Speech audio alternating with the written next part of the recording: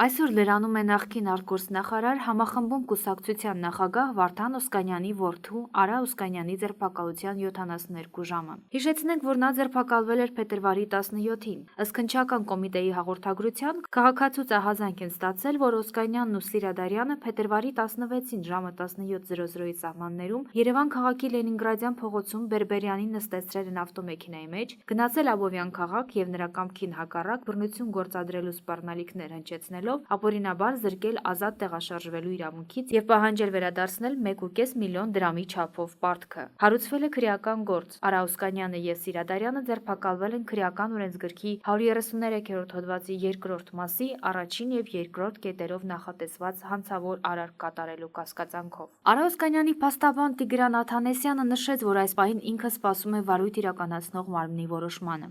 Այսօր լրանում է ձերբակալման 72 ժամը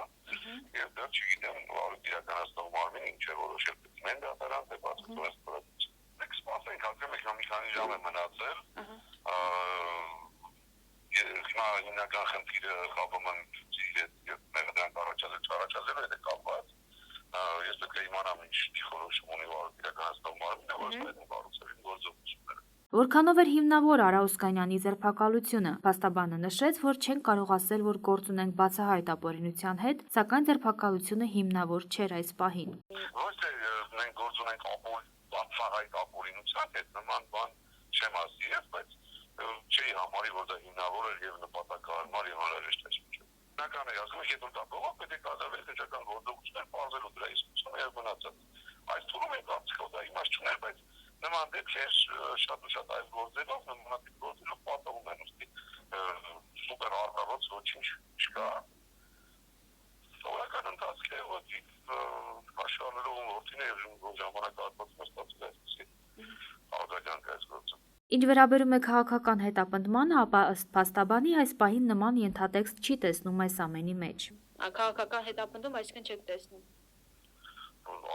Չէ, այս բանը չեմ տեսնում,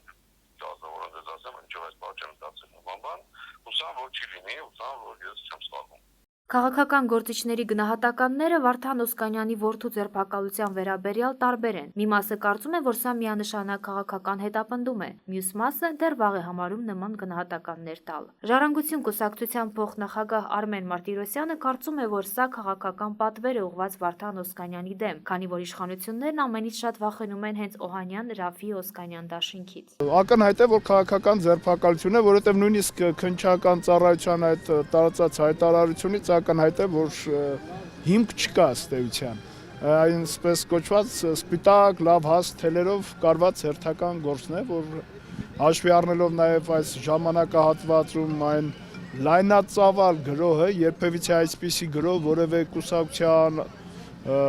առաջնորդի նկատմամբ ես երբևիցե չեմ հիշում իմ քաղաքական գործունեության ընթացքում, նույնիսկ 2008 թվականին, երբ Լևոն Տեր-Պետրոսյանը վերադարձավ, այսպիսի լայնածավալ գրոհ գոյություն չուներ։ Հայկական վերածնունդ կուսակցության փոխնախագահ ազգային ժողովի падգամավոր Մհեր Շահգելդյանը ԺՄԵ-ի հետ զրույցում զերծ մնաց Վարդան Օսկանյանի որդու ձերբակալման դեպքը մեկնաբանելուց։ Ես կարծում եմ, որ նա պետք է իրականության մեջ հասկանալ ինչու է խնդիրելի։ Այս րոպեին ես կարծում եմ, որ պետք է հասկանալ, այս րոպեին դժվարանում եմ ասել նույնիսկ։ Բայց պետք է հասկանալ ինչ խնդիր է։ Լուսավոր Հայաստան կուսակցության նախագահ ազգային ժողովի падգամավոր Էդմոն Մարուկյանը նշեց, որ տեղյակ չէ գործին եւ չի կարող որևէ գնահատական տալ։ Տեղեկություն չունեմ, չգիտեմ ինչ գործով է ձերբակալվել։